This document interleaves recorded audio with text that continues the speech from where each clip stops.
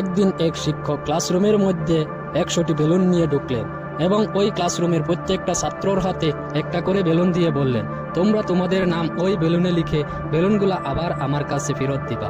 শিক্ষকের কথা অনুযায়ী সমস্ত শিক্ষার্থীরা বেলুনের মধ্যে নাম লিখে শিক্ষকের কাছে ফেরত দিল।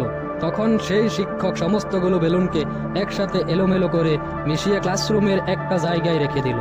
এরপর সমস্ত শিক্ষার্থীদের উদ্দেশ্যে বললেন, তোমরা এই 100টা বেলুনের মধ্যে থেকে ওই বেলুনটাই আমার কাছে নিয়ে আসবা যে বেলুনটার মধ্যে তোমার নাম লেখা আছে। শিক্ষকের এই কথা শোনা মাত্রই সমস্ত শিক্ষার্থীরা তাড়াতাড়ি করে তার নাম লেখা বেলুনগুলোকে খুঁজতে লাগলো।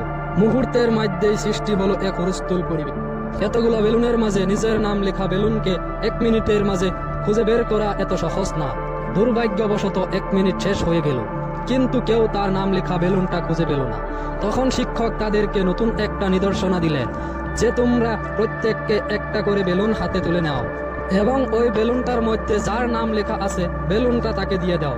সমস্ত শিক্ষার্থীরা শিক্ষকের কথা মতে তাই করলো। এবার দেখা গেল 1 মিনিট সময় শেষ হওয়ার আগে প্রত্যেকটা বেলুন তার প্রকৃত মালিকের হাতে পৌঁছে গেল। তখন শিক্ষক বলল, এই দুনিয়ার সুখ ঠিক এমনই, তুমি যদি নিজের সুখটাকে খুঁজতে থাকো তাহলে এই সুখটাকে খুঁজে পেতে তোমার অনেক দেরি হবে, আর যদি তুমি অন্যের সুখ খুঁজে পেতে সাহায্য করো তাহলে খুব দ্রুতই নিজের সুখটাও তোমার কাছে চলে আসবে।